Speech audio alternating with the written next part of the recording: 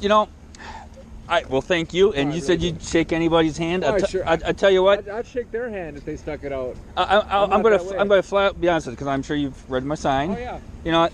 I by no means don't hate police, and I wasn't expecting them to be here. And I don't know if you noticed, but I told both those guys literally and figuratively, I stood in the middle of them. Yeah. My brother-in-law is a state patrol officer, nicest guy in the world. He'd be a former Corel next week. Oh yeah. Well, my brother-in-law, great guy as he is, he'd give his own mother a ticket. Yeah. You know, that's the kind of guy he is. He goes back to the store, and when they don't charge him for something, says, "Hey, look, let me pay you." I know there are great cops out there, but there's sadly there are bad in everything, yeah. And I just there are. And what here's my issue is I just didn't like the fact that the vulgarity and the spitting and those guys were out there, control. and they got a little uppity with me. They didn't like the fact that I was recording. I was like, well, you're in public, you got no right expectation of privacy. The fact is that they're screaming at them, and they're just standing there. And that's why I said, you know what, this gentleman here is protesting, and he's saying what he needs to say, but sure. You know what, he's doing it the right way. You know what I mean? So I respect that, and I just want to let you know that. And like I said to them, because they were upset that we didn't do anything about the flag. Well, obviously, you know what?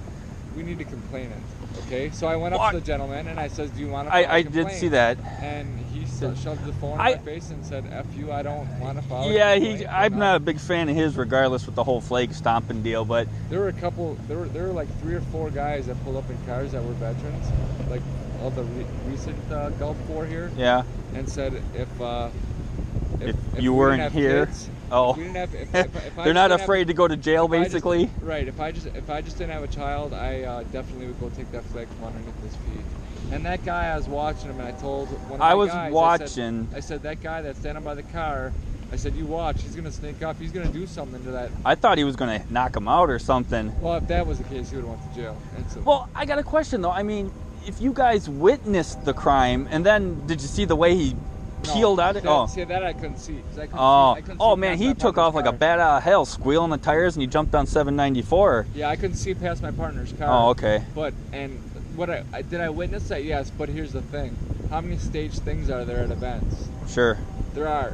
Where people stage different things. Okay, so that's why you got to sit back and wait. Now, what's the reaction? Now, everybody else complained that his flag was taken. Yeah. But him. So I actually walked up to the gentleman. I saw that. I saw that. He says, yeah, because after I told that other guy who was actually starting trouble, he was for the police, he said, but he was starting trouble, and I said, you're not helping anything. Sure. I said, you should really leave. I said, you're on private property. They're respecting the fact that I said you need to leave, and he actually left. Yeah. But he put his hand out, so I shook his hand. Yeah. And they took offense to that. I said, I'll shake any one of your hands. And the one guy said, I'm not shaking your effing hand. Okay, fine. Yeah, some of those guys really kind of threw me for a loop, but... Yeah. Well, I appreciate it, though. Not a problem. And I do appreciate and acknowledge, There's good men and everything. And see, yeah, but with your job, though, you're dealing primarily with the shit of society, so... Every day. So, I mean, to an extent, you gotta cut you guys some slack, so... Well, it's every day that you realize and you wake up and you know that you're coming to work and you're not going to see flowers and daisies and stuff. Yeah. You see the worst of the worst. Yeah, yeah. And, it's whether it's, somebody's parents die and you have to sit there and inform them and watch them grieve or whatnot, you take that home. Yeah, sure. So, and you know that. And so yeah. It is what it is. But, like you said, there are bad. And those bad people need to go to jail, and they need to be held to that. We need to be held to a higher standard. I agree with that. I tell every one of the men that I train. I do agree with that. So I said, you guys need to be held to a higher standard. I said, somebody wants to give you a free cup of coffee, you say, no, I need to pay for it. And if they don't argue the fact, so if they say, no, we insist, they give them a $2 or $3 tip. Yeah. And walk away. You know what I mean? Sure. That way you're still... or pay it forward for the next person or something. Exactly. Yeah. Exactly. All right. Well, with that said, are you taking off out of here then? I am. Put your seatbelt on. Take care. Thank you, sir. Have a good one.